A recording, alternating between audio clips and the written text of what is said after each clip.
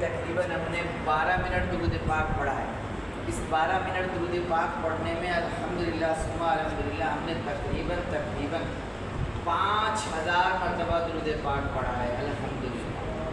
اب اگر ہم اس کو تقسیم کریں اور حساب لگائیں تو بمشکل میرا خیال ہے کہ ہم تقریباً 25 بندے ہیں، تو ایک بندے کے ذمہ 200 درود پاک آ رہا ہے، اور 12 منٹ میں 200 درود پاک پڑھنا، سبحان اللہ، یہ حساب لگا لیجیے آپ۔ تو آئیے اس محفل کی برکت سے ہم کچھ اچھی نیتیں کر لیتے ہیں۔ نمبر 1، روزانہ 5 نمازیں باجماعت پڑھیں گے انشاءاللہ۔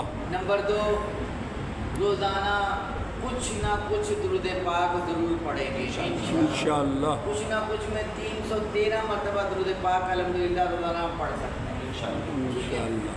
یہ کرم آپ لوگ لازماً کیجیے۔ اس کے علاوہ کچھ نیتیں اور کر لیجئے۔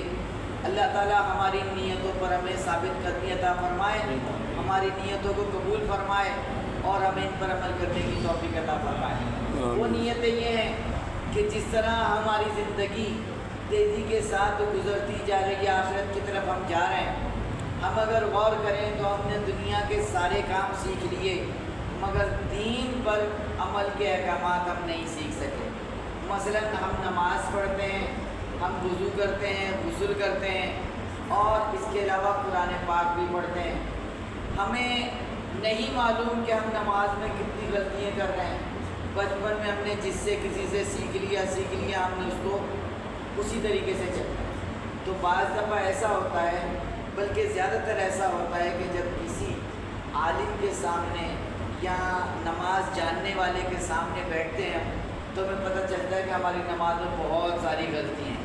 مثلاً دیکھیے، نماز میں سب سے پہلے کیا کیا جاتا ہے؟ نیت کی جاتی ہے۔ نیت کے بعد کانوں کو ہاتھ لگایا جاتا ہے، جس کو کہا جاتا ہے تکبیر تحریمہ۔ کیا کہا جاتا ہے؟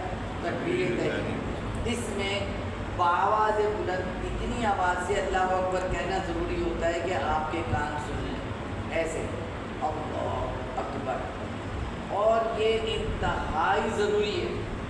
ہمیں آج تک اس بات کا پتہ نہیں، ہو سکتا ہے پتہ ہو، ہماری توجہ نہ ہو۔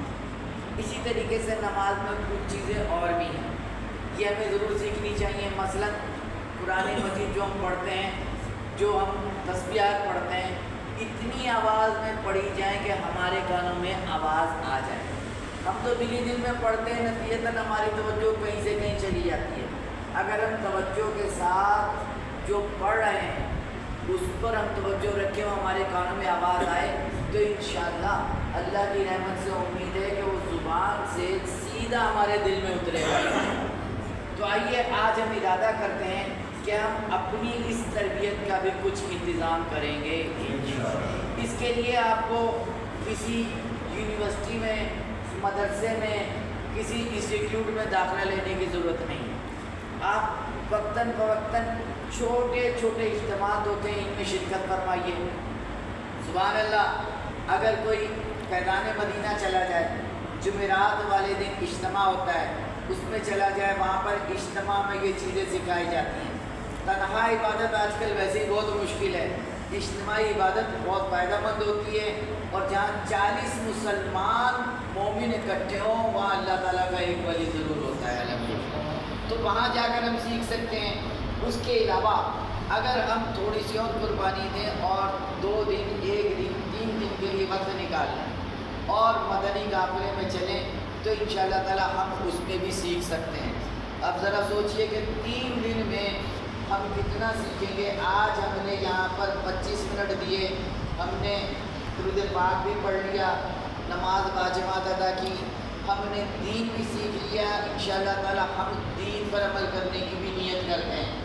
تھوڑا بہت جو ہم نے سیکھا اللہ تعالیٰ نے اس میں برکت عطا فرمائے۔ تھوڑی سی آپ کی قربانی، دیکھیں نیند کی قربانی، اور یہ یاد رکھیے گا یہ ہر ایک کو نہیں نصیب ہوتی کہ وہ صبح فجر کی نماز کے لیے اٹھے اور وقت سے پہلے اٹھ کر نماز بھی پڑھے اور اس طریقے سے جماعت کے ساتھ بیٹھ کر درود پاک بھی پڑھے۔